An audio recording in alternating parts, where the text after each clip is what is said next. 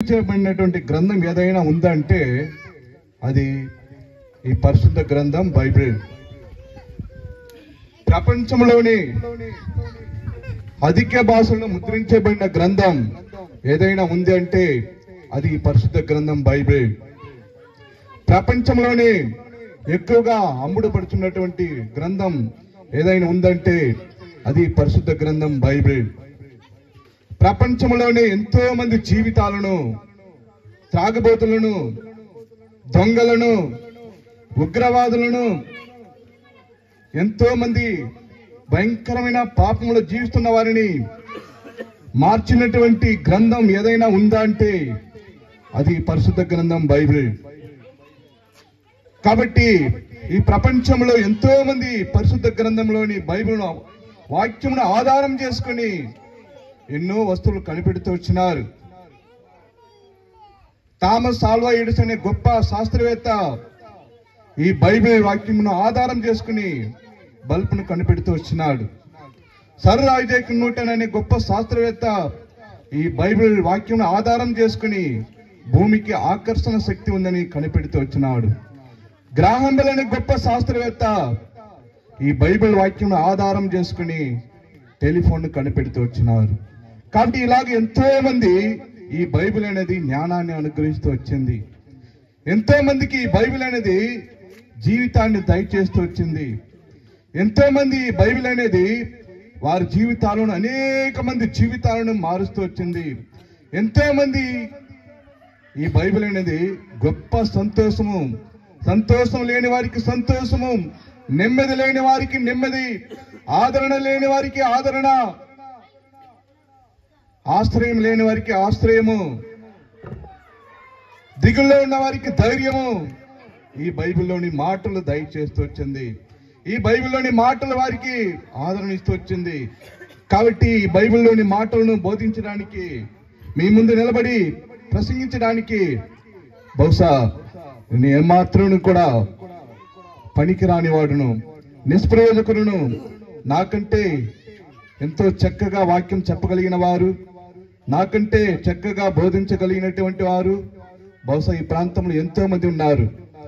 అయితే ఈ సమయంలో ఎంతో మందిని మార్చినటువంటి ఈ బైబిల్ గ్రంథము నా జీవితాన్ని కూడా మార్చినట్టుగా ఉంటున్నది. ఎంతో మంది మార్చినటువంటి ఈ బైబిల్ గ్రంథము ఎంతో మందిని మార్చి ఈ సువార్తను మరి సువార్థికులుగా మార్చినటువంటి ఈ బైబిల్ గ్రంథము నన్ను కూడా మార్చినదిగా ఉంటున్నది. కాబట్టి ఈ బైబిల్ గ్రంథం ద్వారా నేనైతే నేర్చుకుంటూ వచ్చినానో, నేనేదైతే పొందుకుంటూ వచ్చినానో కొన్ని మాటలు మీతో నేను పంచుకుంటాను. మరి ప్రియమైన వాళ్ళారా, పరిశుద్ధ గ్రంథముల నుండి లూకా రాసిన సువార్త 12వ అధ్యాయము 35వ వచనమును మనమందరము కలిసి చదువుకుందాం. లూకా రాసిన సువార్త 12వ అధ్యాయము 35వ వచనమును మనమందరము కలిసి చదువుకుందాం. మీ నడుములు కట్టుకొనియుండుడి, మీ దీపములు వెలుగుచుండనీయుడి. మరలా బిగ్గరగా కలిసి చదువుకుందాం. మీ నడుములు కట్టుకొనియుండుడి, మీ దీపములు వెలుగుచుండనీయుడి. ప్రభు సహాయ నిమిత్తమై ప్రభు వైపు తలలో వంచి ప్రార్థన చేసుకుందాం. ప్రేమ కలిగిన మా పరలోకపు తండ్రి, పరిశుద్ధమైన మా దేవ, వాక్యమై ఉన్న దేవా, ఆత్మా స్వరూపైన దేవా, అక్షరములో దాగి ఉన్న దేవా, సర్వాంతర్యామి, మాట్లాడే దేవా, సమయంలో పాటల ద్వారా నీ నామాన్ని మహిమ తెచ్చుకున్నందుకే స్తోత్రాలు, ఆరాధన ద్వారా నీ నామానికి మహిమ తెచ్చుకున్నందుకే స్తోత్రాలు. సమయంలో తండ్రి యొక్క వాక్య పరిచర్యలో ఓ దేవా, నీవే చదవైన వాక్య భాగమును నిలబడి దాసుని నీ ఆత్మాభిషేకం చేత అభిషేకించి నా నోట నీ మాటలుంచి ఓ దేవా, నీ పరలోకం జ్ఞానమును అనుగ్రహించి నీ పునరుద్ధానం శక్తి బలము చేత నన్ను నింపి, నన్ను బలపరిచి, నన్ను పూర్తిగా ఖాళీ చేసి, సులువు చాటును నన్ను మరుగుపరిచి ఓ దేవా, నీవే అవసరమైన మాటలను పరలోకం నుండి అనుగ్రహిస్తూ రావాల్సిందిగా ప్రార్థన చేస్తూ వస్తున్నాను. ఆరాధనలు నీ దాసుని ద్వారా మాట్లాడుతూ వచ్చిన రీతిగా నీ మాట మాకు చాలినదిగా ఉంటున్నది. నీ మాటల ద్వారా సమస్తమును సృష్టించిన దేవుడిగా ఉంటున్నారు. ఓ దేవా, నీ మాటలే మాకు ఆధారము, నీ వాక్యమే మాకు జీవితము, నీ వాక్యమే మాకు జీవము, నీ వాక్యమే మాకు అన్ని విధాలుగా ఆశీర్వాదాలను అనుగ్రహించేదిగా ఉంటున్నది. ఎంతో మంది జీవితాలను మార్చగలిగేదిగా ఉంటున్నది. కాబట్టి నీ మెల్లనైన స్వరమును మాకు వినిపింపజేయండి. అనేకులకు ఈ మైక్ ద్వారా వింటున్నటువంటి అనేకులకు ఆశీర్వాదకరంగా చేయండి. అనేకులు విని రచన పొందడానికి, ఆత్మ సంబంధమైన మేలులు పొందడానికి, ఆశీర్వాదములు పొందడానికి నీ మెండైన కృపను నాకు అనుగ్రహిస్తూ రావాల్సింది ప్రార్థన చేస్తున్నాను.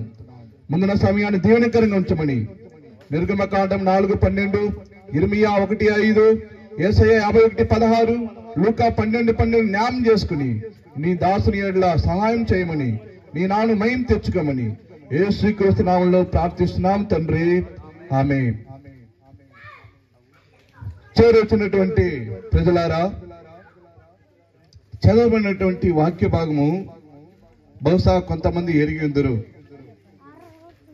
ప్రభువైన యేసుక్రీస్తు వారు సుమారు 2025 సంవత్సరమునపు ఈ లోకంలో పాపములో పుట్టి, పాపంలోనే పెరుగుతూ, పాపంలోనే జీవిస్తూ, పాపంలోనే మరణించి నిత్య నాశనానికి జోగుచున్నటువంటి మానవులందరినీ రక్షించుట కొరకై, మానవులందరినీ విమోచించుట కొరకై, మానవులందరినీ జీవితాలను మార్చుట కొరకై ప్రభువైన యేసుక్రీస్తు వారు ఈ లోకంలో జన్మిస్తూ వచ్చినారు. ఈ లోకంలో 33.5 సంవత్సరములు జీవిస్తూ వచ్చినాడు. ఆయన జీవించిన దినాల్లో 30 సంవత్సరముల తల్లిదండ్రులకు లోబడుతూ వచ్చినాడు. మిగతా 3.5 సంవత్సరములు పరలోక రాజ్యం గురించి ఆయన బోధిస్తూ వచ్చినాడు. ఆయన బోధలు, ఆయన మాటలు ఎంతో మందికి ఆదరణ కలిగిస్తూ వచ్చింది, ఓదార్పు కలిగిస్తూ వచ్చింది, బలమును కలిగిస్తూ వచ్చింది, జీవాన్ని కలిగిస్తూ వచ్చింది.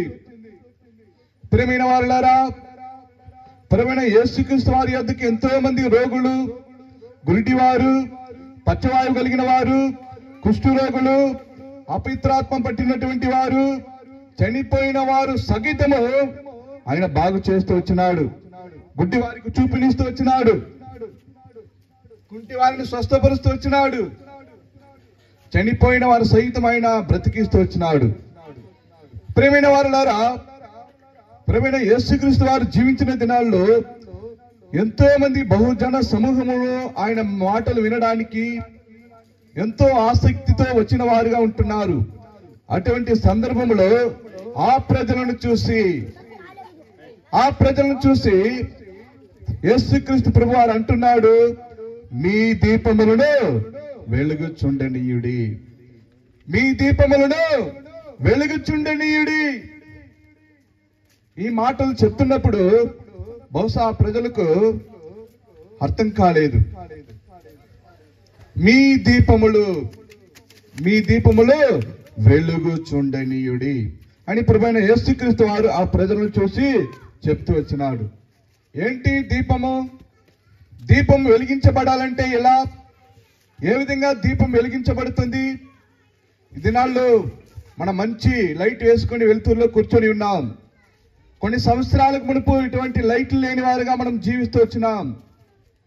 కిరోసిన్ ఆయిల్తో బల్బు మరి దీపం వెలిగించుకొని జీవిస్తూ వచ్చినాం. కాబట్టి అటువంటి పరిస్థితుల్లో మనం జీవిస్తూ వచ్చినాం. కాబట్టి దీపం వెలిగించబడాలంటే నూనె అనేది అవసరమైనదిగా ఉంటున్నది. కాబట్టి దీపం వెలిగించబడాలంటే నూనె ఎంతైనా అవసరమైనదిగా ఉంటున్నది. కిరోసిన్ ఆయిల్ దీపం వెలిగించాలంటే కిరోసిన్ ఆయిల్ అవసరము. ఈ దీపం ఈ యొక్క లైట్ వెలగాలంటే ఇక్కడ స్విచ్ అనేది వేస్తే లైట్ వెలుగుతుంది కదా. ఒక ఇంటికి చాలా గదులు ఉంటాయి. హాలు, కిచెను, ఇంకా బెడ్రూము, ఇంకా రకరకాల గదులు ఉంటాయి. ప్రతి గదిలో బల్బ్ అనేది ఉంటుంది, లైట్ అనేది ఉంటుంది. కాబట్టి ఆ లైట్ వెలగాలంటే ఎక్కడ లైట్ అక్కడ లైట్ వెలగాలంటే అక్కడ స్విచ్ వేస్తేనే వెలుగుతుంది. ఆ రూములో ప్రకాశాన్ని ఇస్తుంది, వెలుగునిస్తుంది. ప్రేమైన వాళ్ళారా, మరి ప్రజలను చూసి మీ దీపమును వెలుగుచుండనీయుడి. అంటే అక్కడ పరిస్థితి ఏంటి? వారి దీపము ఆరిపోయిన పరిస్థితిలో ఉంది. వారి దీపము ఆరిపోయిన పరిస్థితిలో ఉంది. ఆరిపోయిన జీవితాలను, ఆరిపోయిన దీపం కలిగిన వారిని చూసి యేసు ప్రభు అంటున్నాడు, మీ దీపమును వెలుగుచుండనీయుడి, మీ దీపములు వెలుగుచుండనీయుడి. దేవుని వాక్యంలో రాయబడుతూ వచ్చింది. ప్రియులారా, సామెతల గ్రంథము 20 అధ్యాయం 27వ వచనం ఒక మాట చదవండి. సామెతల గ్రంథము 20 అధ్యాయం 27వ వచనము. నరుని ఆత్మ యెహోవా పెట్టిన దీపము, అది అంతరంగములన్నీ శోధించును. ప్రియమైన వారలారా, నరుని ఆత్మ ఏమిటట? యెహోవా పెట్టిన దీపము. నరుని ఆత్మ యెహోవా పెట్టిన దీపము, అది అంతరంగంలో చొచ్చి అంతరంగులన్నీ శోధించును. కాబట్టి ఈ దీపం ఏంటంటే నరుని యొక్క ఆత్మని దేవుని వాక్యము చెలవిస్తున్నది. ఈ ఆత్మ అనే దీపము ఆరిపోయిన స్థితిలో ఉంటున్నది. ఈ ఆరిపోయిన ఆత్మ అనే దీపము వెలిగించబడాలని దేవుడు కోరుచున్నాడు. ఈ ఆత్మ అనే దీపం వెలిగించబడాలంటే ఏం చేయాలి? ప్రియమైన వాళ్ళరా, దానికంటే ముందుగా ఇంకో వాక్యాన్ని మరి నిర్గమకాండం 27 వచనం చదవండి తీసిన వారు. నిర్గమకాండం 27 అధ్యాయము 20వ వచనము. మరియు దీపము నిత్యము వెలుగుచుండునట్లు ప్రతి దీపమునకు దంచి తీసిన అచ్చము ఒలివ వలె నూనె తేవలెనని ఇశ్రాయేలుల ఆజ్ఞాపించుము. మరియు దీపము నిత్యము వెలిగించినట్లు ప్రదీపమునకు దంచి తీసిన అచ్చము ఒలివ నూనె తేవలని ఇశ్రాయేలుకు ఆజ్ఞాపించుము. దేవుడైన యెహోవా మోషేకు సెలవిస్తున్నాడు. దేవుని మందిరములో, దేవుని ఆలయములో దీపము నిత్యము వెలిగించబడాలంటే ప్రదీపమునకు దంచి తీసిన అచ్చము, ఒరిజినల్ ఏ నూనె కావాలి? ఒలివ నూనె కావాలి. ఒలివ నూనె తెచ్చి ఆ ఒలివ నూనె ద్వారా దీపాన్ని వెలిగించాలి. అది ఎటువంటి నూనె? దంచి తీయబడిన నూనె, అచ్చమైన ఒలివ నూనె. ఆ ఒలివ నూనె ద్వారానే దీపాన్ని మనం వెలిగించగలం. కాబట్టి నరుని ఆత్మ యెహోవా పెట్టిన దీపము రాయబడుతూ వచ్చింది. ఆది కాండంలో 2:7 వచనంలో మనం చూసినట్లయితే, మరి నరుని యొక్క నాసికారంధ్రంలో దేవుడు జీవవాయువును ఊదగా మరుడు జీవాత్మ అయ్యును. కాబట్టి ఆత్మే దీపమని దేవుని వాక్యము చెలవిస్తా ఉంది. ఎప్పుడైతే ఆది యందు దేవుడు ఆదామును సృజించినప్పుడు, ఆదాము యొక్క నాసికారంధ్రంలో జీవవాయువును ఊదినప్పుడు ఆదాము జీవాత్మ గలవాడాయను. ప్రియమైన వాళ్ళరా, మరి దేవుడు ఈ పనులు చేయవద్దు, ఈ కార్యము చేయవద్దని ఏవైతే మానవునికి ఆజ్ఞాపిస్తూ వచ్చినాడు, ఆ ఆజ్ఞను అతిక్రమించిన కారణాన్ని బట్టి ఆత్మ అనే దీపము ఆరిపోయినది. దేవుని అనుగ్రహించిన మహిమను కోల్పోయినాడు, దేవుని సన్నిధిని కోల్పోయినాడు, దేవునితో సహవాసమును కోల్పోయినాడు, పరిశుద్ధతను కోల్పోయినాడు, ఆత్మీయమైన దిగంబరత్వం తెచ్చుకున్నాడు. మానవుడు దేవుడు అనుగ్రహించిన ఆ దీపమును ఆరిపోయినట్లుగా చూస్తున్నాం. నరుని ఆత్మ యెహోవా పెట్టిన దీపము ఆత్మ ఆరిపోయినట్లుగా చూస్తున్నాం. ఈ ఆరిపోయిన దీపాలను దేవుడు వెలిగించాలని కోరుచున్నాడు. బహుశా నీవు అనుకోవచ్చు, నేను బాగానే ఉన్నాను కదా, నాకేమీ లేదు కదా, నేను చక్కగా ఉంటున్నాను కదా అని. దేవుని వాక్యం సెలవిస్తున్నది, నీ యొక్క హృదయం అనే ఆత్మ అనే దీపము ఆరిపోయిన స్థితిలో ఉంటున్నది. ఆ ఆరిపోయిన దీపము వెలిగించబడాలని దేవుడు కోరుచున్నాడు. ప్రియమైన వారలారా, మరి ఈ ఒలివ నూనె, దంచి తీయబడిన ఒలివ నూనె ద్వారానే దేవుని మందిరంలో దీపము వెలిగించబడుతుంది. ప్రియమైన వారలారా, ఇంకా మనం చూసినట్లయితే 52వ కీర్తన 8వ వచనం చదవండి. 52వ కీర్తన 8వ వచనము త్వరగా. 52వ కీర్తన, నేనైతే దేవుని మందిరములో పచ్చని ఒలివ చెట్టు వలె ఉన్నాను. ఎవరండి ఈ మాటలు చెప్తున్నది? భక్తుడైన దావీదు. దావీదు చెప్తున్నాడు, నేనైతే ఎలా ఉంటాను? దేవుని మందిరంలో పచ్చని ఒలివ చెట్టు వలె ఉన్నాను. కాబట్టి ఒలివ చెట్టుని గురించి మనం ధ్యానిస్తే సమయం ఎక్కడికో పోతుంది. కాబట్టి ఈ ఒలివ చెట్టు అనేది, ఈ ఒలివ నూనె అనేది ఎంతో శ్రేష్టమైనది. ఇది స్వస్థతకు సూచనగా ఉంటున్నది. ఇది దీపాన్ని వెలిగించేదికి సూచనగా ఉంటున్నది. ఇది ఆరోగ్యానికి సూచనగా ఉంటున్నది. ప్రియమైన వాళ్ళారా, దావీదు చెప్తున్నాడు, నేనైతే దేవుని మందిరంలో పచ్చని ఒలివ చెట్టు వలె ఉన్నాను. ఇదనాల అనేక మంది ఎండిపోయిన వారుగా కనబడుతున్నారు. ఆత్మీయంగా ఎండిపోయిన వారుగా కనబడుతున్నారు. ఎండిపోయిన జీవితాలని దేవుడు బాగు చేయాలని కోరుచున్నాడు. ఆరిపోయిన జీవితాలను దేవుడు బాగు చేయాలని కోరుచున్నాడు. ప్రియమైన వాళ్ళారా, ఇంకో మాటను చదవండి. ఆదికాండము 8వ అధ్యాయం 11వ వచనము. ఆదికాండము 8వ అధ్యాయం 11వ వచనం. సాయంకాలమున అది అతని యొద్దకు వచ్చినప్పుడు త్రుంచబడిన ఒలివ చెట్టు ఆకు దాని నోట నుండెను. కనుక నీళ్లు భూమి మీద నుండి తగ్గిపోయినని నోవాహుకు తెలుసును. ప్రియమైన వారా, ఈ భాగంలో మనం చూస్తున్నాం, సాయంకాలమున అది అతని యొద్దకు వచ్చినప్పుడు త్రుంచబడిన ఒలివ చెట్టు ఆకు దాని నోట నుండెను. గనుక నీళ్లు భూమి మీద నుండి తగ్గిపోయిన నోవాహుకు తెలుసును. నీళ్ళ నుండి ఏమొచ్చింది? త్రుంచబడిన ఒలివ చెట్టు. త్రుంచబడిన ఒలివ చెట్టు నీళ్ళ నుండి పైకి వచ్చింది. దావీదు అంటున్నాడు, నేనైతే దేవుని మందిరంలో పచ్చని ఒలివ చెట్టు వలె ఉన్నాను. ఇక్కడ రాయబడుతూ వచ్చింది, మరి నీళ్ళ నుండి ఏమి పైకి వచ్చింది? త్రుంచబడిన ఒలివ చెట్టు. ఇంకో మాట మీకు జ్ఞాపకం చేస్తాను. మత్తయి సువార్త 3వ అధ్యాయం 16వ వచనము. మత్తయి సువార్త 3వ అధ్యాయం 16వ వచనము.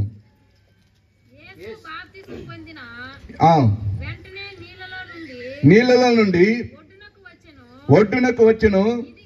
ఇదిగో ఆకాశము తెరవబడిను.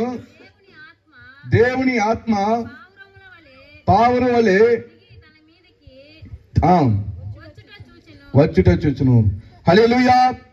ప్రియమైన వాళ్ళారు, ఇక్కడ మనం చూస్తున్నాం ఆదికాండం 8:11లో నీళ్ళ నుండి ఏమి పైకి వచ్చింది? త్రుంచబడిన ఒలివ చెట్టు పైకి వచ్చింది. మత్తయి సువార్త 3వ అధ్యాయం 16వ వచనంలో యేసుక్రీస్తు ప్రభువారు నీళ్ళ నుండి పైకి వేస్తున్నాడు. కాబట్టి ఈ ఒలివ చెట్టు అనేది దేనికి సూచనగా ఉంటున్నది? ప్రభువైన యేసుక్రీస్తు వారికి సూచనగా ఉంటున్నది. ఇదే మత్తయి సువార్త 15వ అధ్యాయము 22వ వచనం చదవండి. మత్తయి సువార్త 15వ అధ్యాయము 22వ వచనము. యేసు అక్కడ నుండి బయలుదేరి తూరు సీదోనుల ప్రాంతములకు వెళ్ళగా, ఇదిగో ఆ ప్రాంతముల నుండి కానాను స్త్రీ ఒకతే వచ్చి, ప్రభువా దావీదు కుమారుడా నన్ను కరుణింపుము, కుమార్తె దయ్యము పట్టి బహు బాధపడుచున్నదని కేకలు వేసెను. చాలండి. ప్రియమైన వాళ్ళ ఒక విషయం బాగా గమనించండి. 52వ కీర్తన 8వ వచనంలో దావీదు ఏమని సెలవిస్తున్నాడు? నేనైతే దేవుని మందిరములో పచ్చని ఒలివ చెట్టు వలె ఉన్నాను. ఇక్కడ యేసుక్రీస్తు ప్రభువారిని ఏమని సంబోధిస్తున్నారు? దావీదు కుమారుడా. దావీదు ఒలివ చెట్టు వలె ఉన్నప్పుడు ఆయన కుమారుడైన యేసుక్రీస్తు ప్రభువారు కూడా ఒలివ చెట్టుగా ఉంటున్నాడు. కాబట్టి దేవుని మందిరంలో దీపము నిత్యము వెలిగించబడాలంటే, నరుని యొక్క ఆత్మ నిత్యము వెలుగుతూ ఉండాలంటే నూనె అనేది అవసరమై ఉంటున్నది. అది ఎలాంటి నూనె అంటే అచ్చం దంచి తీయబడిన ఒలివ నూనె, త్రుంచబడిన ఒలివ మొక్క నుండి తీయబడిన నూనె. ప్రియమైన వాళ్ళారా, పరమగీతము 5వ అధ్యాయం 10వ వచనం చదవండి. పరమగీతము 5వ అధ్యాయము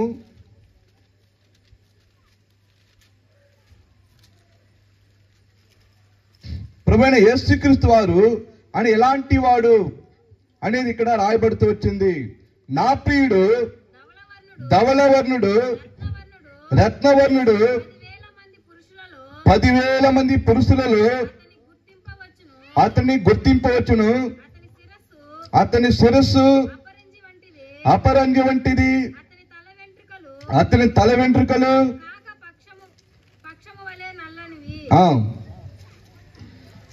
అవి నొక్కులు నొక్కులుగా కనబడుచున్నవి.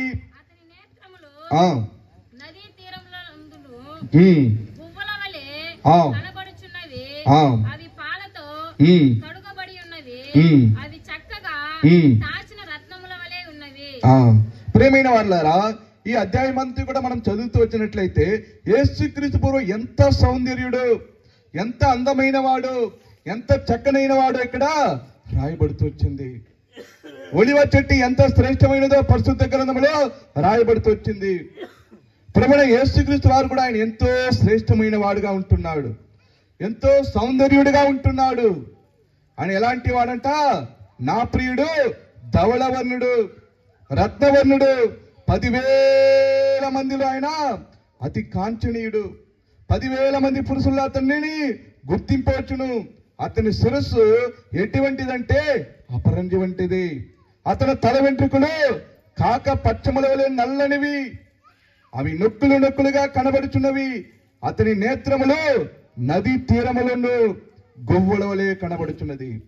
అవి పాలతో కడగబడినటువంటి స్థితిలో ఉన్నది. కాబట్టి ప్రియులారా, యేసుక్రీస్తు ప్రభు తల నుండి అరికాళ్ళ వరకు ఆయన కళ్ళు, ఆయన పాదములు, ఆయన శరీరము, ఆయన ఎంత మహిమాసురిపోయిన దేవుడు. ప్రకటన గ్రంథము 1వ అధ్యాయంలో మనం చూడవచ్చు.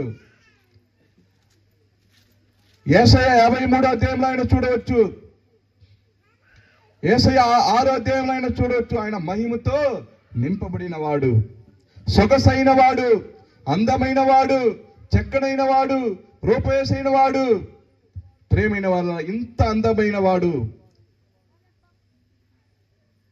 ప్రేమైన వాళ్ళారా, ప్రభువైన యేసుక్రీస్తు వారు ఆయన అందాన్ని గురించి పరిశుద్ధ గ్రంథంలో ఈ రీతిగా రాయబడుతూ వచ్చింది. ఒలివ చెట్టు కూడా ఎంతో చక్కగా ఉంటుంది, ఎంతో శ్రేష్టమైనదిగా ఉంటుంది.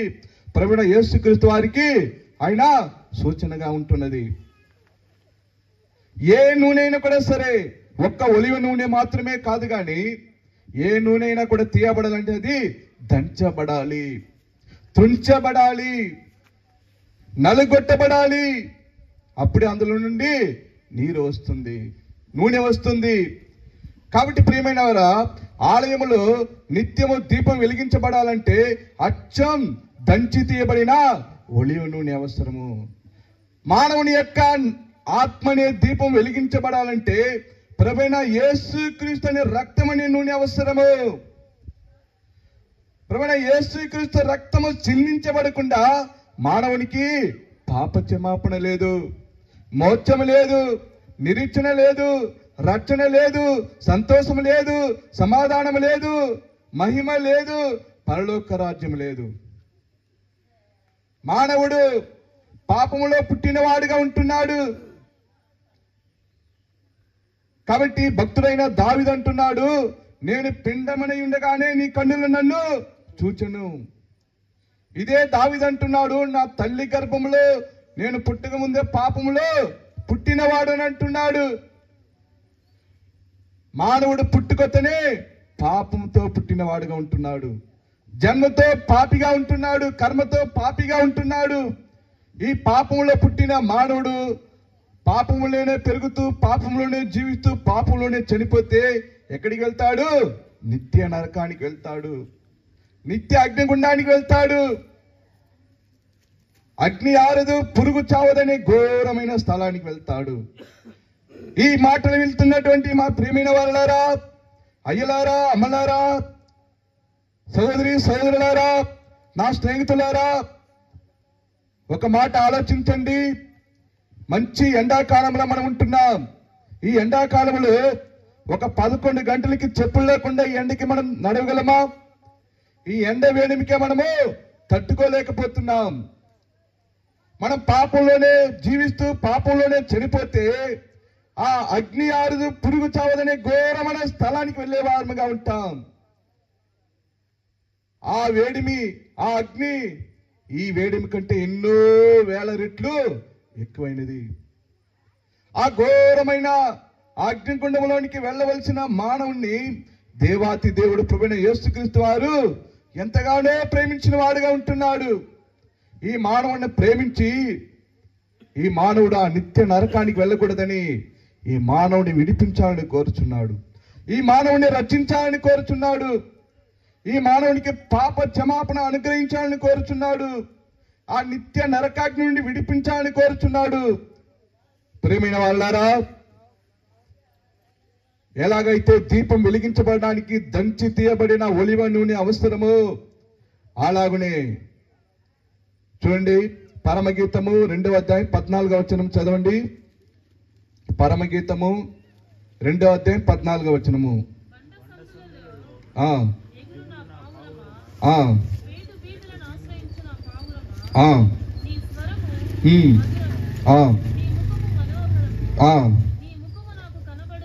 నీ ముఖము నాకు కనబడనిమ్ము, నీ స్వరము నాకు వినబడను. బండ సందులలో ఎగురు పావురమా, పీటి పీటలను ఆశ్రయించు నా పావురమా. ఇక్కడ పావురం అనే మాటను మనం చూసినట్లయితే అది అనేక విధాలుగా అర్థాన్ని చూపించేదిగా ఉంటున్నది. పరిశుద్ధాత్మకు సాదృశ్యంగా ఉంటున్నది, సమాధానానికి సాదృశ్యంగా ఉంటున్నది. ఈ బండ అనేది ప్రభువైన యేసుక్రీస్తు వారికి సాదృశ్యంగా ఉంటున్నాడు. కాబట్టి బండ సదులలో ఎగురు పావురమా. ఈ బండ ఏ విధంగా అయితే సందులు సందులుగా చేయబడుతూ వచ్చిందో, ఆ ఒలివ చెట్టు నుండి ఎలాగూ నూనె తీయడానికి అది ఏ విధంగా అయితే దంచబడుతూ వచ్చిందో, ఆ ఒలివ నుండి నూనె తీయబడడానికి అదే ఎలాగైతే తుంచబడినదిగా వచ్చిందో, ప్రభువైన యేసుక్రీస్తు వారు కూడా ఈ మానవుని కొరకై ఆ ఒలివ నూనె రక్తము చిందించబడడానికి, తన శరీరాన్ని దంచబడడానికి తన్ను తాను అప్పగించుకుంటూ వచ్చినాడు. ఎరిగావా? నీ నా పాపముల కొరకై, నీ నా శాపముల కొరకై, నీ నా పాప బంధకముల కొరకై, నీవు నేను చేసిన ప్రతి పాపముల కొరకై, నీవు నేను చేసిన ప్రతి పాపల నిమిత్తము మనం అనుభవించిన శిక్ష యావతియు నిన్ను నన్ను ప్రేమించిన ప్రభువైన యేసుక్రీస్తు వారు ఆ శిక్షను భరిస్తూ వచ్చినాడు. ప్రియమైన వారులారా, మన దోష శిక్ష అదెంతో భరింపజాలది. ప్రియమైన వారులారా, మన పాపముల కొరకే ప్రభువైన యేసుక్రీస్తు వారు తన్ను తానే క్రయధనముగా అర్పించుకున్నాడు. రోమా 5వ అధ్యాయము 5 నుండి కొన్ని మాటలు చదవండి. రోమా 5వ అధ్యాయము 5వ అధ్యాయము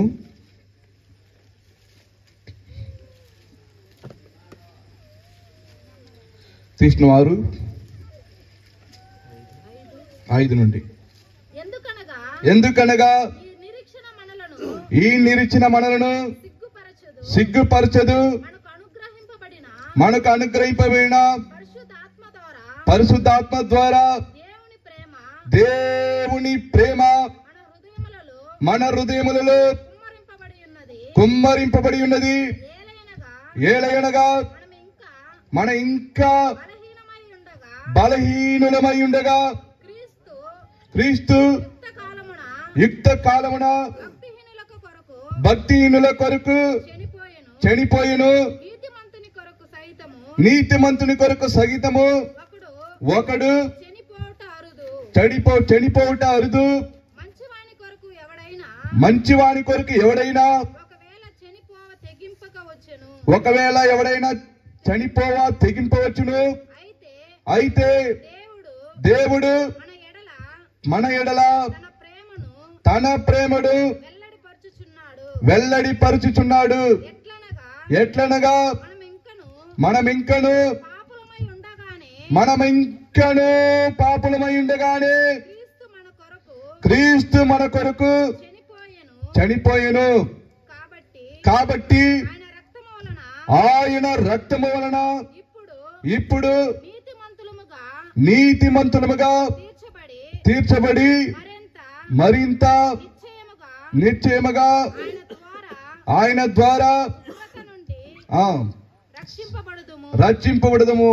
ఏలయనగా శత్రువులమై ఉండగా ఆ ఆయన కుమారుని ఆ మరణము ద్వారా మనము దేవునితో సమాధానపరచబడిన ఎడల సమాధానపరచబడిన వారమై ఆయన జీవించుట చేత మరి నిశ్చయముగా రక్షింపబడదు. చాలండి ప్రియమైన వాళ్ళారా, దేవుని వాక్యము చాలా చక్కగా సెలవిస్తున్నది. మానవుడు ఎటువంటి స్థితిలో ఉంటాడంటే, మానవుడు ఎటువంటి స్థితిలో ఉన్నప్పుడు దేవుడు మానవుని కొరకు ఏం చేస్తూ వచ్చాడంటే, ఆ మానవుడు బలహీనుడై ఉండగా, భక్తిహీనుడై ఉండగా, పాపి అయి ఉండగా దేవుడు తన ప్రేమను మానవుని యొక్క హృదయంలో కుమ్మరిస్తూ వచ్చినాడు. మనం దేవునికి శత్రువులై ఉండగానే మన కొరకు తను తాను ఆయన అప్పగించుకుంటూ వచ్చినాడు. తన ప్రేమను మన ఎడల ఆయన కుమ్మరిస్తూ వచ్చినాడు. ఈ లోకంలో పాపిని ఎవరైనా ప్రేమించగలడా? దుర్మార్గులను ఎవరైనా ప్రేమించగలరా? దొంగలను ఎవరైనా ప్రేమించగలరా? వ్యభిచారులను ఎవరైనా ప్రేమించగలరా? ప్రేమైన వాళ్ళారా, మనం చేసే పాపములు ఎవరికి తెలియదులే మనం అనుకోవచ్చు. మనం చేసే రహస్య పాపములు మనకి ఎవరికి తెలియదులే అనుకోవచ్చు. మొబైల్ ఫోన్లో మనం చూసే చెడు కార్యములు ఎవరికి తెలియదులే మనం అనుకోవచ్చు. మనం చేసే పాపములన్నీ కూడా ఈ స్త్రీని వలె దేవుని సన్నిధిలో ఒక దినాన కనబడతాయి. మనం చేసిన పాపములన్నీ కూడా ఒక దృశ్య రూపములు మన ఎదుట చూపించినట్లయితే మన తల్లి కాదు కదా, మన తండ్రి కాదు కదా, మనతో పుట్టినటువంటి మన అక్క చెల్లెములు కాదు కదా, మన అన్నదమ్ములు కాదు కదా, మన స్నేహితులు కాదు కదా, మన బంధువులు కాదు కదా, ఎవరు కూడా మనల్ని ప్రేమించరు. వారందరూ కాదు కదా, మనల్ని మనం ప్రేమించుకోము. మనం చేసిన చెడు కార్యములు చూసి, ఆ పాప కార్యములు చూసి, మనల్ని చూసి మనమే అసహించుకుంటాం. అంతటి ఘోరమైన పాపపు స్వభావం కలిగిన మనము ఇటువంటి ఘోరమైన పాపంతో నింపబడిన మానవుని రక్షించుట కొరకై, మానవుని యొక్క ఆత్మ అనే దీపమును వెలిగించుట కొరకై, అది నిత్యము వెలుగుతూ ఉండుట కొరకై దేవుడు తన రక్తాన్ని మన కొరకై అనుగ్రహిస్తూ వచ్చినాడు. తన పరిశుద్ధమైన రక్తాన్ని మన కొరకై అనుగ్రహిస్తూ వచ్చినాడు. ప్రియమైన వారలారా, మానవుని యొక్క పాపం పోవాలంటే పరిశుద్ధమైన రక్తం ఈ భూమి మీద చిందించబడాలి. ఈ ప్రపంచంలో ప్రతి గ్రంథాల్లో రాయబడుతూ వచ్చింది, సర్వ పాప రక్తం పుణ్యదానం బలియాగమని. కాబట్టి మానవుని యొక్క పాపం పోవాలంటే పరిశుద్ధమైన రక్తం ఈ భూమి మీద చిందించబడాలి. జన్మ పాపము గర్భ పాపం లేనటువంటి పరిశుద్ధమైన రక్తము, నిష్కలంకమైన రక్తము, నిర్దోషమైన రక్తము, పాపుల్లో చేరక ప్రత్యేకంగా ఉన్నటువంటి రక్తము, అటువంటి రక్తము నీ కొరకై నా కొరకై దంచి తీయబడుతూ వచ్చింది. 2025 సంవత్సరం మునుపు ప్రభువైన యేసుక్రీస్తు వారిని ఆ యొక్క యెరూషలేము వీధులలో కొరడాలతో కొడుతూ వచ్చినారు. ఆ శిలువ భారాన్ని మన కొరకై ఆ మండు టెండలో మోయలేకున్నాడుగా ఆయన మోస్తూ వచ్చినాడు. ఆ శిలువ యొక్క భారము 150 కేజీలని మరి చరిత్రలో రాయబడుతూ వచ్చింది. ఆయన యొక్క బరువు 85 కిలో, 85 కిలోలు నిండినటువంటి యేసుక్రీస్తు ప్రభు వారు 150 కిలో కలిగినటువంటి శిలువ భారాన్ని మోస్తూ వచ్చినాడు. ఆ శిలువ భారాన్ని మోయలేక 3 సార్లు పడిపోయిన వాడుగా ఉంటున్నాడు. దాహం దాహం దాహమని ఆయన అడుగుతున్నప్పుడు ఈయన కూడా ఎవరు కూడా ఆయన దప్పిక తీర్చడానికి నీళ్ళు ఇవ్వడానికి ఎవరు రాలేదు.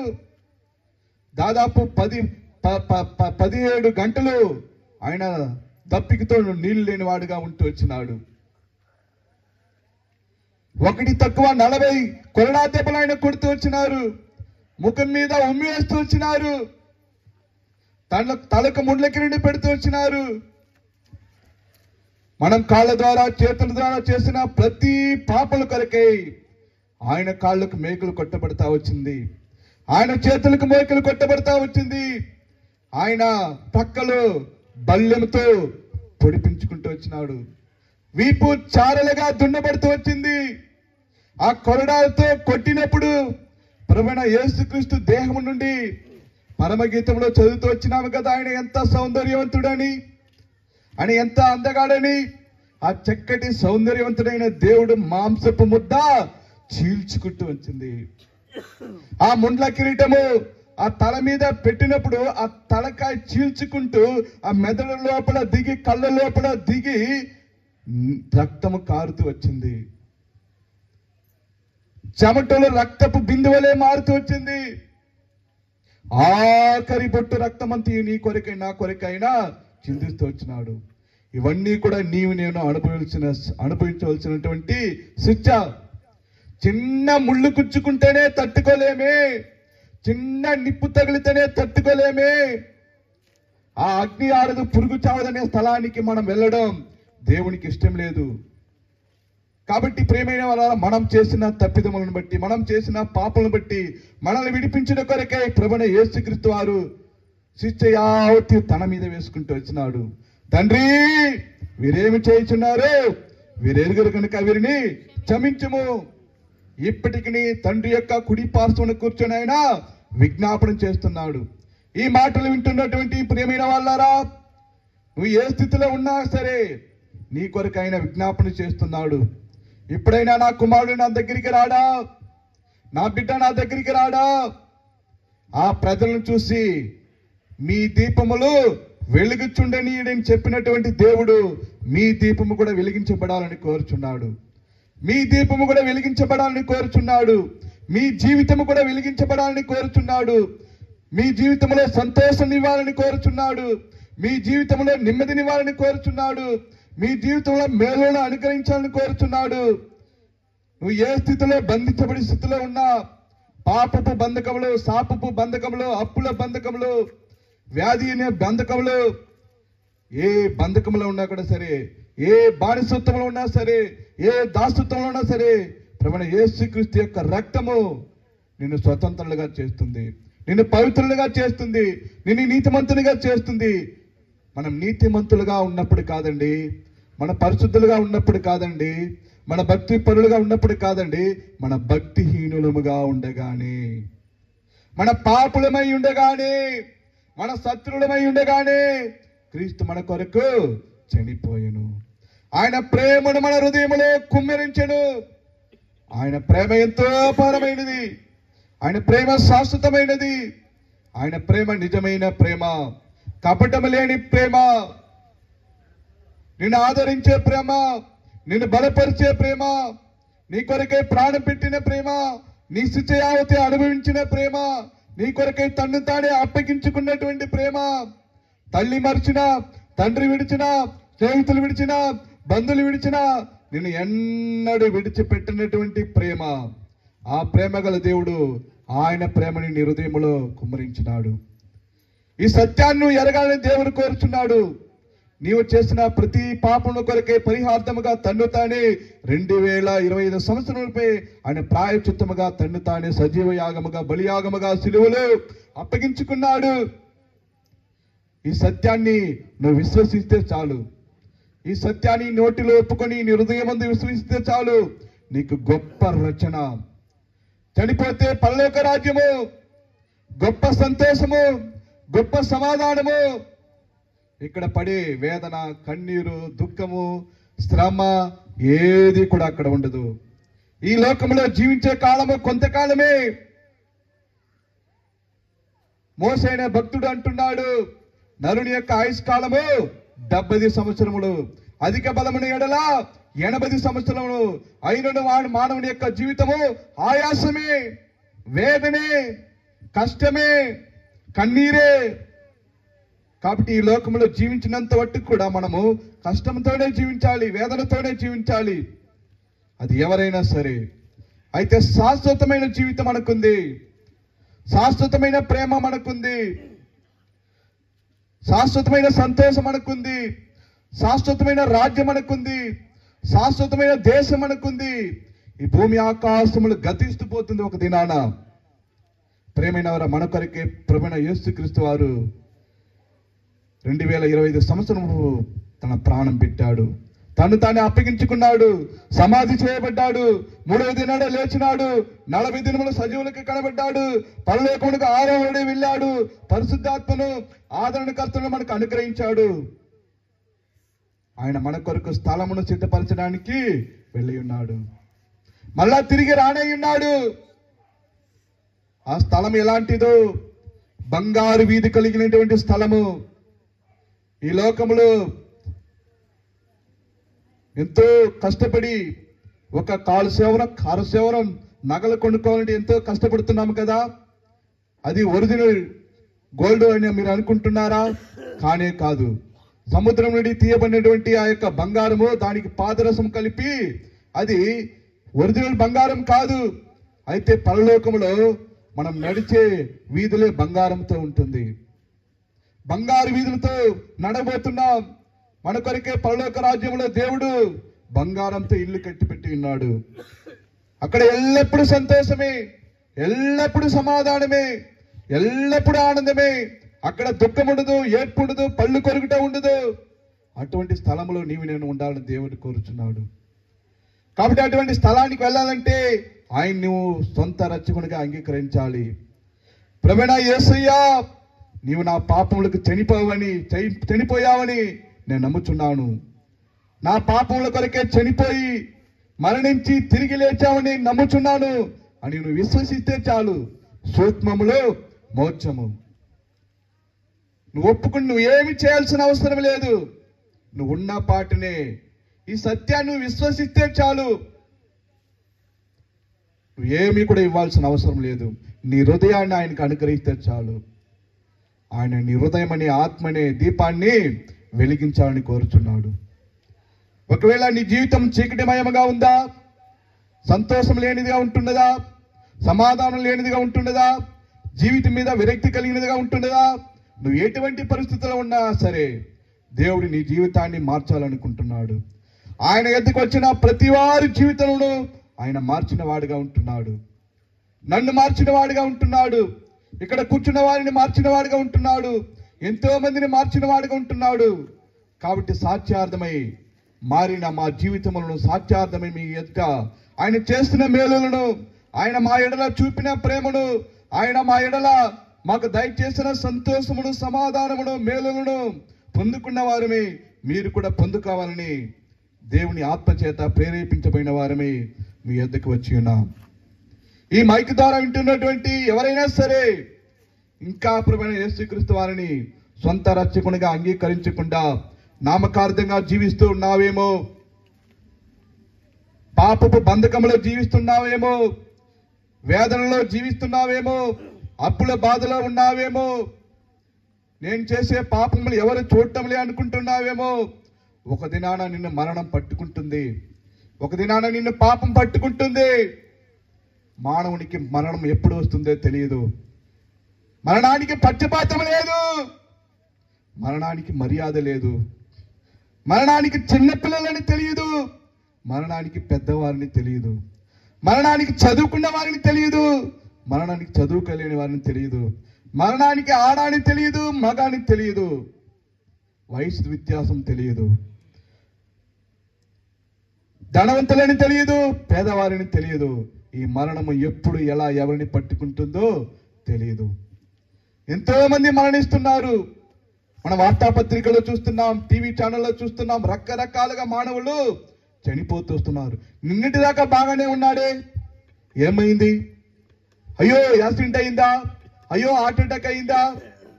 మానవునికి మరణం ఎలా వస్తుందో తెలియదు, ఎప్పుడు ఎలా వస్తుందో తెలియదు. కాబట్టి ఈ మాటలు విన్నటువంటి మా ప్రియమైన వరలారా, మరణిస్తే నీ జీవితం ఎక్కడికి వెళ్తావు? నిత్య నరకానికా, పరలోక రాజ్యానికా? నీ ఆరిపోయిన దీపం వెలిగించకుండా ఇంకా చీకటిలోనే ఉన్నట్లయితే నీ ఆత్మ నరకానికి వెళ్తుంది సుమా.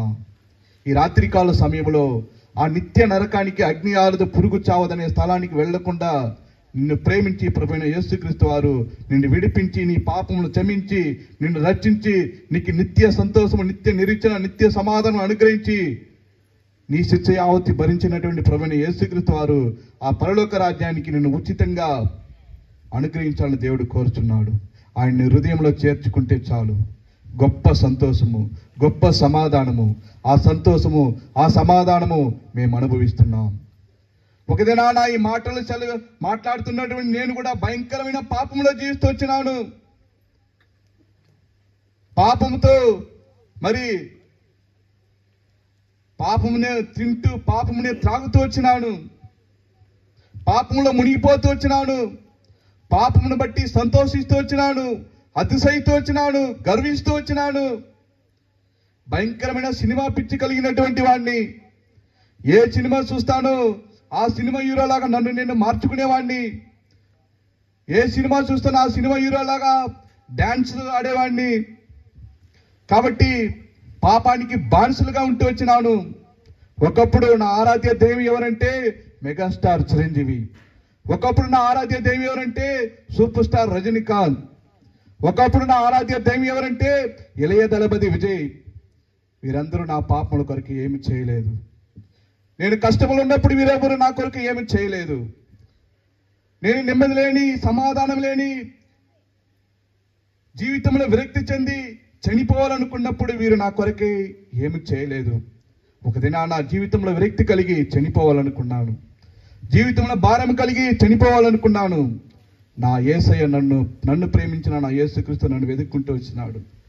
నాకు నిత్యమైన ప్రేమను, ఆయన నిజమైన ప్రేమను నా హృదయంలో కుమ్మరిస్తూ వచ్చినాడు. నిత్య సంతోషం నాకు అనుగ్రహిస్తూ వచ్చినాడు. నిత్య సమాధానం నాకు అనుగ్రహిస్తూ వచ్చినాడు.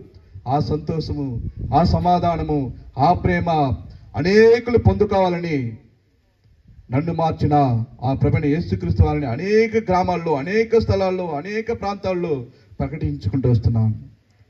కాబట్టి ఇంకా ఈ ప్రభువైన యేసుక్రీస్తు వారిని అంగీకరించకుండా ఉంటే, ఇంకా నీ ఆత్మనే దీపం వెలిగించకుండా చీకటి మహిమలో జీవిస్తున్నట్లయితే ఈ దినమే ప్రభువైన యేసుక్రీస్తు వారిని అంగీకరించము. ఆయన నీ ప్రతి పాపములు క్షమించి సమస్త దుర్నీతులను నిన్ను కడిగి పవిత్రపరిచి నిన్ను నీతిమంతునిగా చేస్తాడు. ఆయన నీ రాజ్యములో నిన్ను జ్ఞాపకం చేస్తుంటాడు. పరలోక రాజ్యంలో జీవ గ్రంథమందు నీ పేరును జ్ఞాపకం చేసుకుంటాడు. ప్రభువైన యేసుక్రీస్తునందు విశ్వాసం ఉంచము. అప్పుడు నీవు నీ ఇంటి వారును గొప్ప ఆత్మరచన పొందుదురు. దేవుడి ఈ మాటలు దీవించి ఆశీర్వదించును గాక.